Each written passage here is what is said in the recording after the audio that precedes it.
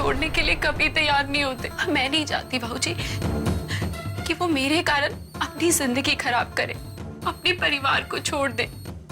बेटा मुझे अपनी नहीं तेरी चिंता है। तो नेताओं को जानती है या नहीं? बेटा अपना काम निकालने के लिए ना ये किसी का भी इस्तेमाल कर सकते हैं। ये ऐसा ना हो कि ये नहीं बाबा, कुछ नहीं होगा, आप उस पर भरोसा करिए प्लीज।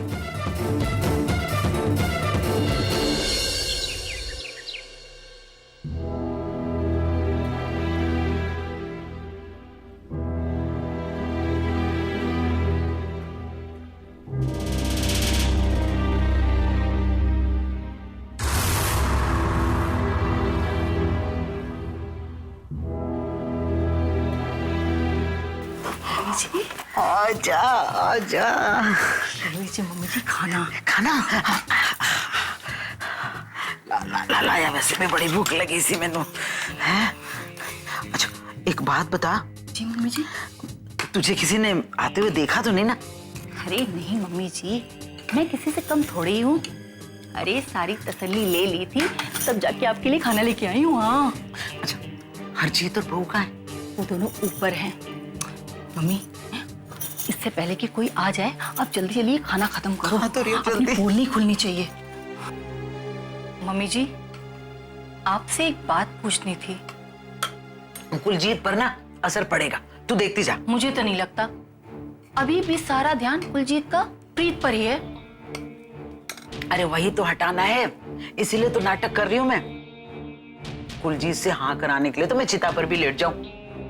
हाँ तू एक काम कर देना, पम्मी और राजीव उनको किसी तरह से कुछ दिन के लिए रोक ले बस। पर वो कैसे मम्मी जी? अब सारा कुछ मैं ही बताऊंगी, कुछ अपनी अकल का भी इस्तेमाल कर। जी मम्मी जी, आप खाना खा लीजिए फिर मैं जाती हूँ। हाँ एक बात और, उनको ना रोक कर ही आना, नहीं तो हमारा सारा ड्रामा खराब हो जाएगा। मम्मी जी मैं आपका प्लान फेल नहीं होने दूंगी। कैसे भी करके उन्हें कुछ दिन के लिए यहाँ रुकने के लिए मना ही लूंगी मैं। नीता, हरजीत ओ नीते। भाई साहब मम्मी जी जल्दी से आप पहनो।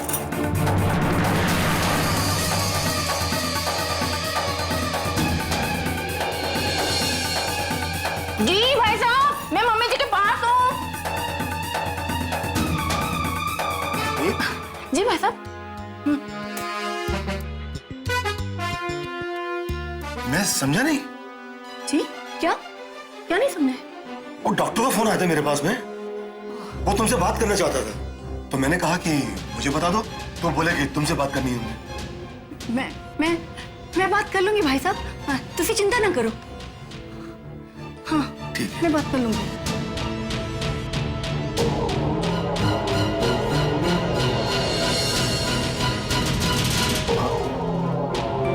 तुम जल्दी से ठीक हो जाओ माँ। खसमन खानियों डॉक्टर का बच्चा 1000 रुपए के लिए ही फोन कर रहा होगा, इसे तो मैं देखती हूँ। भाई साहब मैं ना मम्मी जी की रिपोर्ट ले आती हूँ और डॉक्टर से बात भी कर लूंगी। उसकी क्या जरूरत है, विनोद है ना, वो चला जाएगा। अरे घर के नौकरों को डॉक्टर थोड़ी ही कुछ बताएंगे। मैं जाऊंगी तो रिपोर्ट भी ले आऊंगी और डॉक्टर से बात भी कर लूंगी। आप बस भाई साहब मम्मी जी का ध्यान रखिएगा। हाँ ठीक है नीते। जी।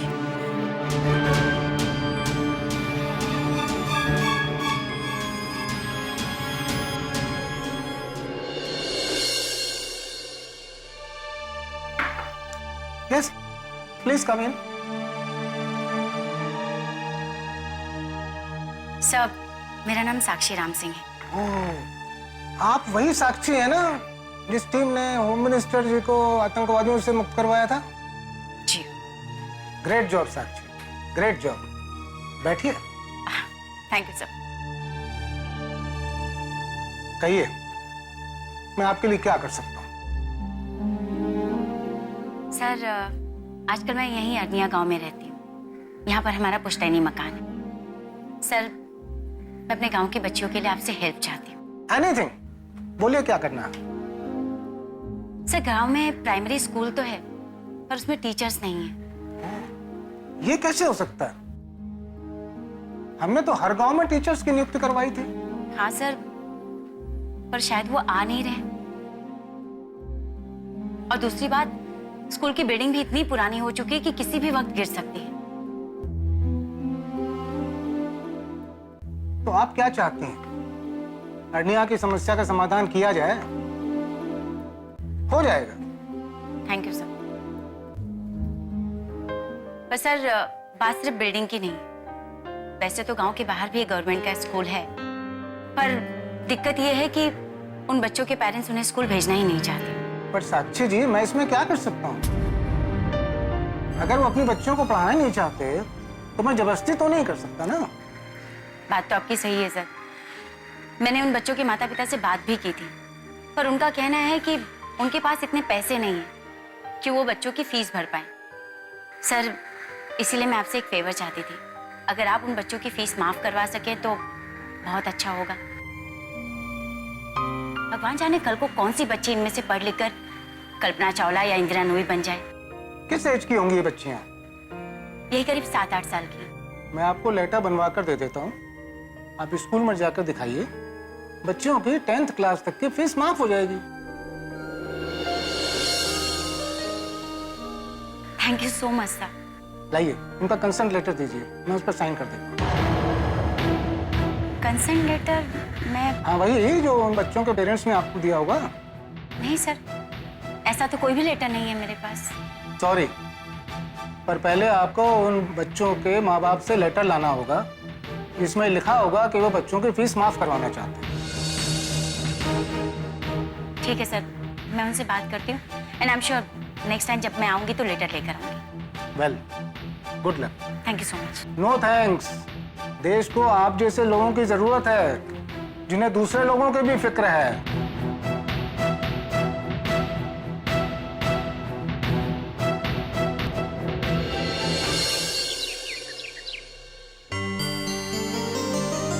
अरे अर्जुन बेटा, जी माँ। इतनी जल्दबाजी में कहाँ जा रहा है? माँ एक जरूरी काम है, अभी आता हूँ। अरे क्या काम है? माँ आकर बताऊंगा। ठीक है, लंच करके जा।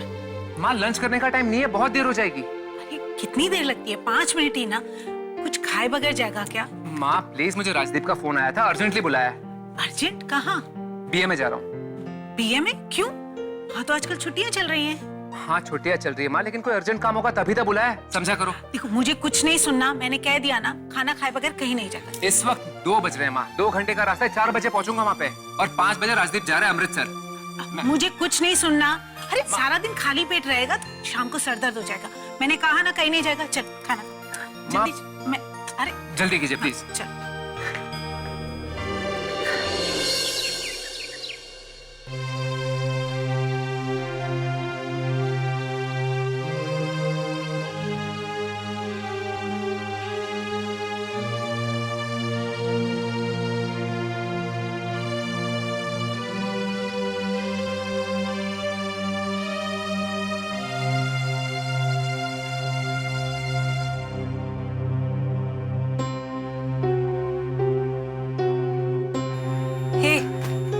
ओके? शायद। प्रीत, कब तक सोचती रहेगी वही सब? हाँ सूर्या, तुम्हें पता है इन कुछ दिनों में मैंने क्या समझा है कि ये जो दुख होते हैं ना, ये भूल भुलैया होते हैं। इंसान इनकी गलियों में घूमता रहता है जब तक उसे बाहर आने का कोई रास्ता ना मिल जाए। और पता है प्रीत, उसको बाहर आने का रास्ता तब तक नहीं मिलता जब तक वो खुद कोशिश नहीं करता बाहर निकलने की। अगर वो ये सोच के बैठ जाए कि बाहर का कोई रास्ता ही नहीं है, तो प्रीत ये जिंदगी का दुख ना जिंदगी बन जाता है। तू चिंता मत कर, मैं बाहर निकल जाऊंगी। हाँ थोड़ी देर लग रही है, पर देखना प्रीत, बहुत देर ना हो जाए। नहीं होगी। Dad, hello. हे डैड, कैसे हो आप?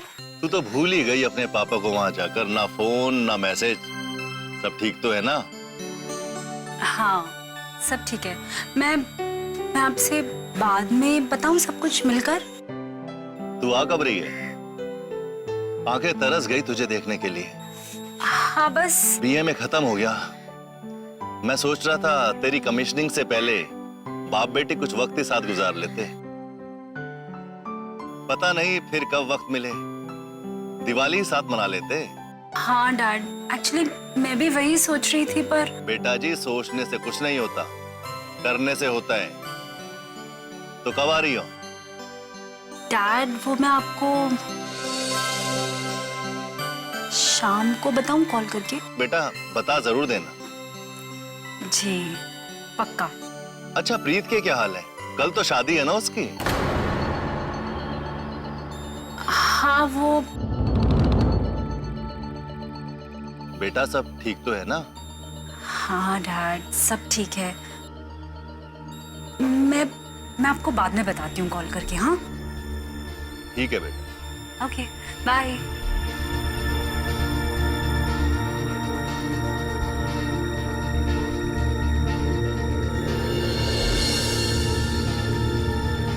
व्हाट? प्रीत तू अच्छी तरह से जानती है कि मैं यहाँ से तब तक नहीं जाऊंगी जब तक मुझे श्योरिटी नहीं हो जाएगी कि तो बिल्कुल ठीक है। सूर्या, मैं ठीक हूँ। तू अब मेरी चिंता मत कर। और अंकल जी वहां पर अकेले हैं, दिवाली भी आ रही है। तुझे पता है जब हम दिल से खुश होते हैं ना तो रोज दिवाली होती है। सूर्या, मैं खुश हूँ और सभी तो है मेरे पास यहाँ पर। पता है, देख रही हूँ मैं कि उन सब से तू कितनी बातें करती है रोज। प्लीज सूर्या। तू भगा रही है मुझे यहाँ से। नहीं सूर्या, मैं भगा नहीं रही, but no if no but, सिर्फ चाट।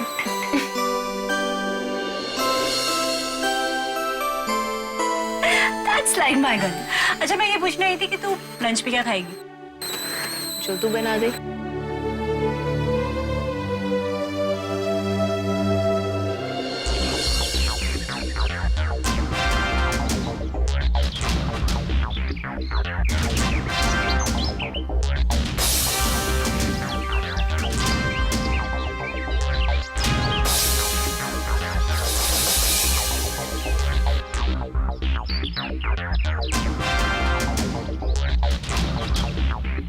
हेलो राजदीप, अरे सॉरी, आज मैं बीए में थोड़ा सा लेट पहुंचूंगा। माँ ने जबरदस्ती खाने के लिए रोक दिया यार। ओके? क्यों? अच्छा ठीक है, तो मैं कच्चे रास्ते से आ जाऊंगा। अच्छा किया बता दिया, वरना बहुत लंबा घूमना पड़ता। Thank you, I'll see you then.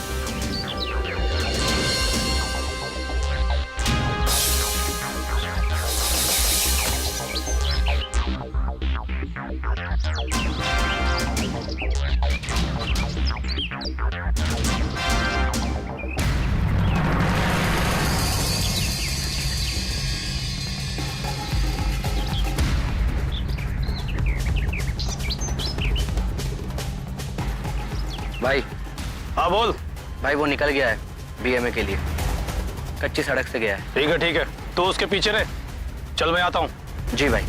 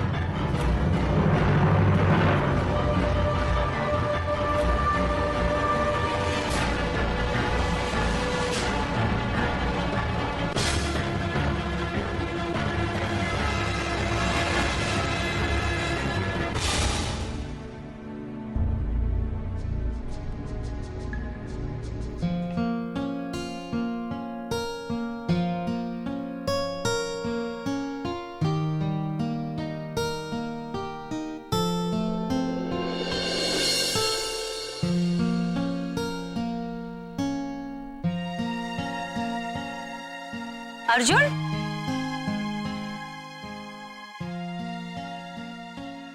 अरे साक्षी, तुम यहाँ? हाँ, आप यहाँ से?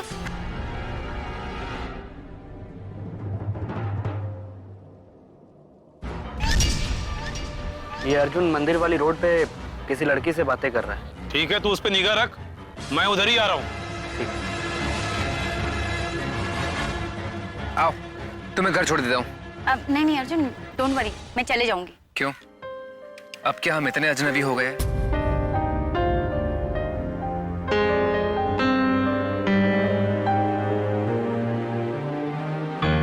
नहीं।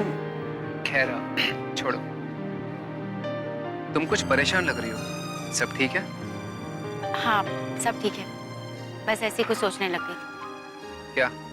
यही कि कुछ अपने होते हुए भी अपनों के बारे में क्यों नहीं सोचते।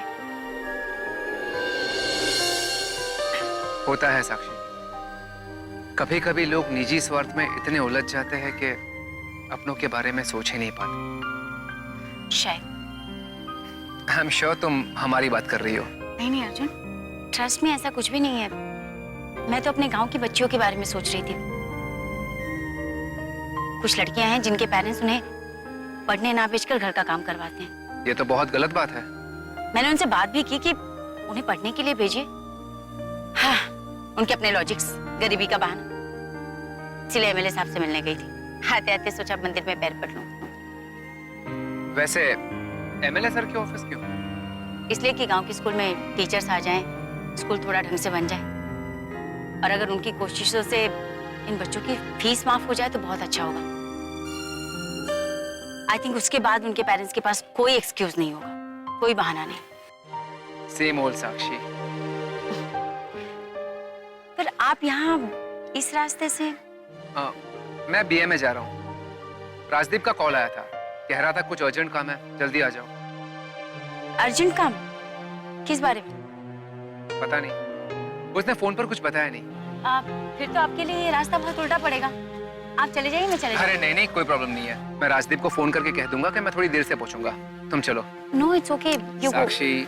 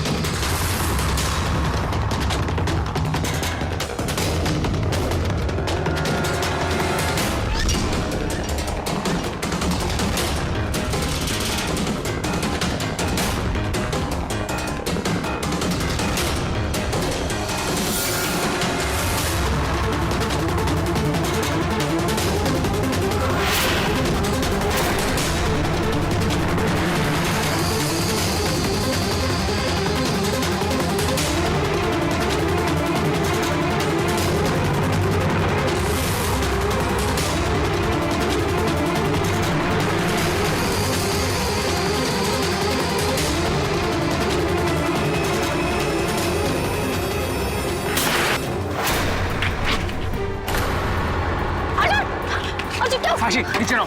नीचे आओ।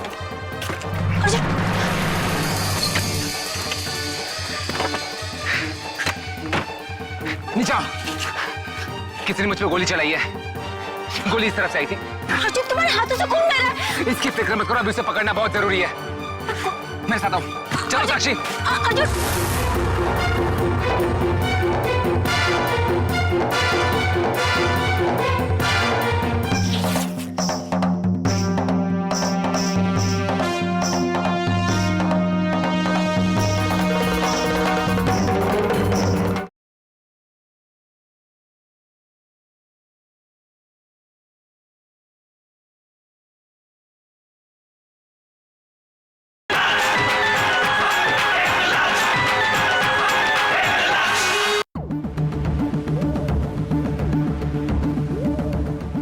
आवाज तो यहीं से आई थी ना? हाँ, लगता है उसने हमें आते हुए देख लिया। कौन हो सकता है? कोई भी। पर अर्जुन, आपकी किसी से क्या दुश्मनी हो सकती है? दुश्मनी के लिए वजह की जरूरत नहीं होती साक्षी। आपके हाथ से बहुत खून बह रहा है। चलते हैं हम यहाँ से। चलो।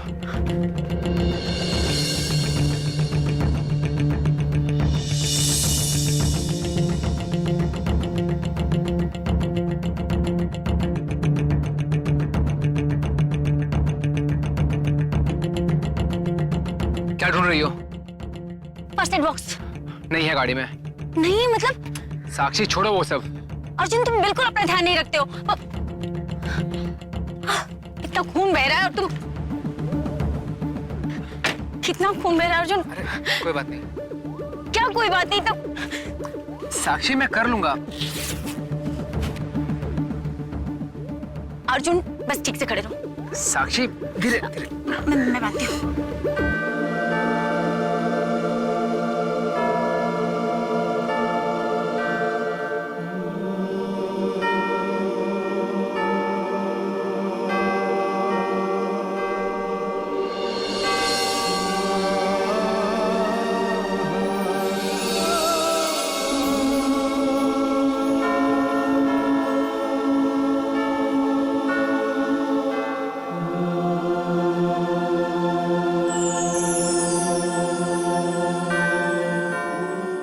ओके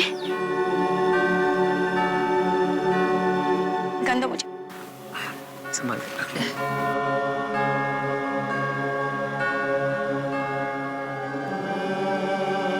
चलो तुम गाड़ी में बैठो, मैं ड्राइव करती हूँ। साक्षी मैं गाड़ी चला लूंगा। मैंने कहा ना, यहाँ से पहले डॉक्टर के पास जाएंगे। नहीं, मुझे राजदीप को मिलने जाना है। अर्जुन प्लीज, इतनी चोट लगी है। मेरा फोन दो मुझे।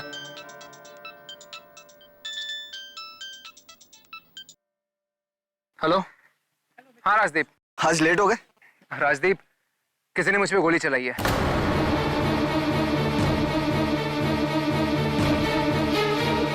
What? Arjun, are you all right? हाँ सब ठीक है, गोली छूकर निकल गई, फिक्र मत करो। अर्जुन एक काम करो, यू जस्ट टेक रेस्ट, हम कल मिलते हैं, ठीक है? मैं पहुंच जाऊंगा। नहीं बोल दो कल आओगे प्लीज। अर्जुन आज प्लीज तुम आराम करो, कल मिल लेंगे। ठीक है तो कल ही मिलते हैं। या don't worry, I will take care. Bye.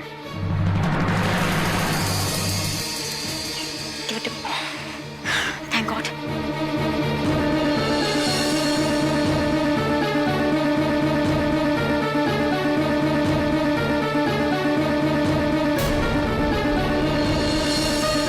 क्या मैं जरा साक्षी को थैंक्स तो बोल दूं?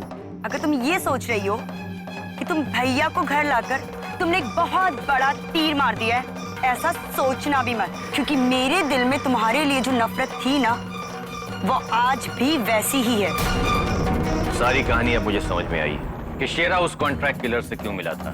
उसका चुनाव से कुछ लेना देना नहीं है, सिर्फ वो कॉन्ट्रैक्ट किलर से मिला था तेरी सुपारी देने के लिए, तुझे मारने के लिए। 2 दिन है ना, बस तू देखती जा। कुलजीत खुद फोन करके कहेगा कि उसे निशा से शादी करनी है। कैसे मम्मी जी?